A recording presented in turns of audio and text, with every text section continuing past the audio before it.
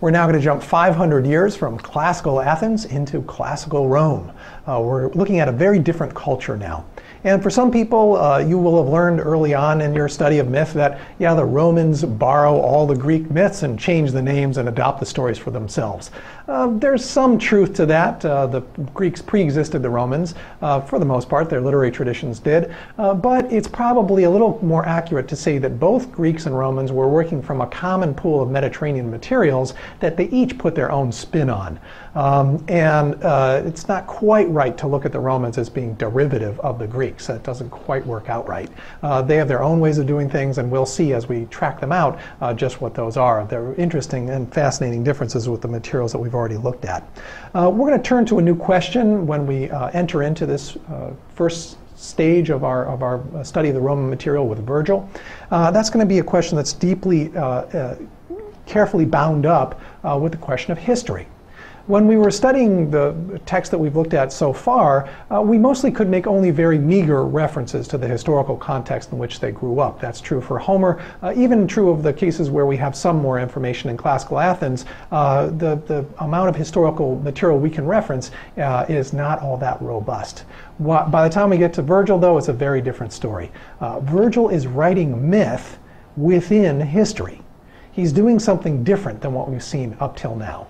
This is a historical time, by which I mean we have lots of evidence around for the historical context in which Virgil was writing.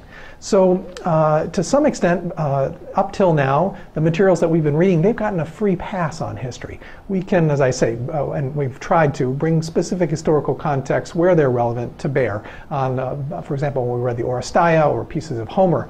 But up till now, we've only been able to make quite meager references to the historical context. That's going to be very different when we turn to Virgil. We know a lot about the historical background that he's working in, and so it shows us a different kind of context. Myth is now being made within historical time. It's, I think, a higher degree of difficulty. Homer's free pass is no more. Virgil can't just extend himself out into mythic cloudiness and tell a story in some abstract and way that's completely divorced from his historical context. Instead, we're going to be able to bring it to bear on understanding him. Now, we've looked at myth as an important component of understanding identity up till now, and up till now we focused on individual identity, especially that in the case of Odysseus getting rebuilt through the Odyssey, and we also talked about in the materials from last week, identities getting dissolved before our very eyes in the case of Oedipus and Pentheus. So identity up till now has been mostly focused on individuals. When we get to Virgil, identity is now going to be looked at through a new lens. We're going to look at the identity of a nation as a whole. Now, some of us will nod our heads and say, well, sure, myth does that. It spells out the identity of a nation as a whole. But if we're used to that idea, it's because Virgil was so successful. What we've seen up till now, none of the poets we've seen specifically have been self-consciously trying to craft some identity of Greekness for us. That's something that we can see in their stories, but it's not at all the case that any of our poets up till now have self-consciously been trying to craft some larger Greek identity for everybody. Instead, they're talking about great stories about individuals. When we get to Virgil, very different story. We're looking now to national identity. What is it to be a Roman? And that's going to be looked at through the lens of specific identity in the case of Aeneas, but Virgil's much more self-conscious about looking to myth as a way of articulating the identity of a whole nation. Now, individual identity has its own ways of working. It's mostly a biological continuity. That's a good place to start. Where do I come from? Where are my connections to my past? We start with biology as a way of connecting that. In terms of a nation, well, what's the continuity going to be? It's not quite biological, although Virgil's going to spin it that way for us. Instead, there's a sort of shared sense of Romanness that gets passed on crucially through this form of narrative, through myth. Myth, I think, is probably the very stuff of what national identities are made up of. It takes the place of biology for individuals. It's the way you can look back to where the lineage is actually going to go through some kind of mythic storytelling. Now, when we enter into the question of history, there are twin dangers, like a Scylla and Charybdis, of considering history. In very broad strokes, those of you historians out there are already much more sophisticated than this, but let's just get this out on the table. The twin dangers of considering history, what I'm calling the Scylla and Charybdis, are on the one hand, the history is just there school. History is just there. All we do is discover it. Sometimes people try to change it, maybe, but there's some reality, real thing, just a fact back there that happened. That's a little bit too narrow of a view. The problem there is that the past is actually a very big place. What counts as being just the facts of what happened in history depends on what people want to focus on, which things they're going to look at. For example, if I told you that, let me give you the whole history of what happened yesterday, I might start off and talk about I woke up in the morning and started brushing my teeth. I patted my dog, put on one black sock and by mistake one blue sock, so I had to go back and change my socks. Now at this point you're already bored. Wait a minute, that's not history. Let's talk instead about grand political events that happen. Let's talk about family dynasties. Let's talk about big historical events. So right away you can say to yourself, okay, so a person that's going to try to tell a history has to talk about a story that's relevant for more than just a single person who's narrating it. It's got to be relevant for some particular we, some group out there. Now, who's the group you're telling the story for? That's a critical part of what history is all about. It guides the process of editing. So we've got this huge profusion, it might as well be functionally infinite, of stuff that's happened in the past. In order to tell a history, we have to weed out functionally almost all of it and tell just a very narrow piece of what it is that we're going to deem to be most relevant to some group, some we. So the history is just there and it's only just a fact waiting to be discovered. Doesn't quite understand that there's that this idea of the past is huge and rich and requires us to edit. And how we edit depends on a lot of normative kind of questions. Who's the we involved? What counts as being relevant for that group?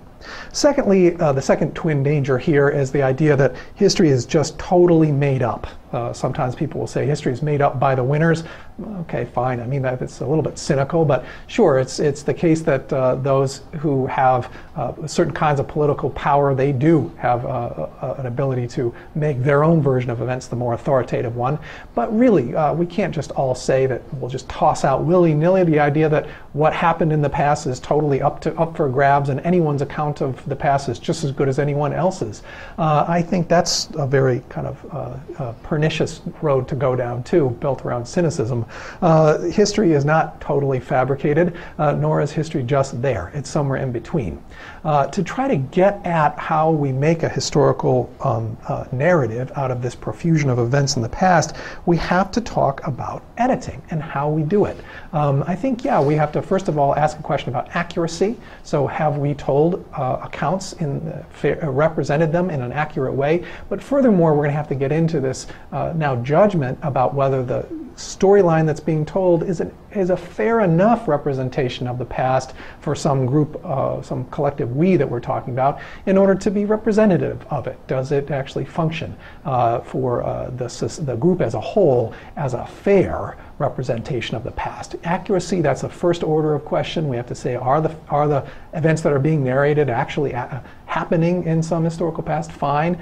Then we have to say, is focusing on these particular events a fair representation of the past? There's an example here that I could just toss out. Some people might claim that looking at the whole of the great conflict of the middle of the last century, World War II, a person could look at the whole thing and say to themselves, yes, it's true that in World War II there were atrocities on both sides. Okay, fine, I suppose someone would go ahead and could say that's factually accurate. There were indeed atrocities on both sides, but does that actually work out to be a fair and adequate representation of what happened in that grand conflict in the middle of the last century, World War II? Probably not, and most historians would come along and say, actually that's a gross distortion of the facts. It may be factually accurate, but it doesn't fairly and adequately represent the largeness of this past. When we get to the question of Virgil's history, getting out of our thought experiments from the last century, when we get to the question of Virgil's engagement with history, we're going to have to continuously be asking ourselves, surely some questions about accuracy, but the more interesting ones are going to be questions about fairness. Is Virgil pulling out a thread that represents Romanness in some kind of fair way? As I say, this is a new thing for us. We haven't had a chance really to hold our mythological storytellers' feet to the fire when it comes to historical accuracy. Virgil's a very different kind of case. So we're going to get ready to hear his stories about who this we is, who the Romans are, what their past is, and we're going to have to make judgments on whether we think in the end Virgil has used this genre of myth fairly and accurately in order to construct an identity of this national group. We're going to agree at some points, we'll disagree at others. I think there'll be lively conversations on the discussion forums about this. Let's get a close-up look next at Virgil's engagement in this process of building a nation of Rome.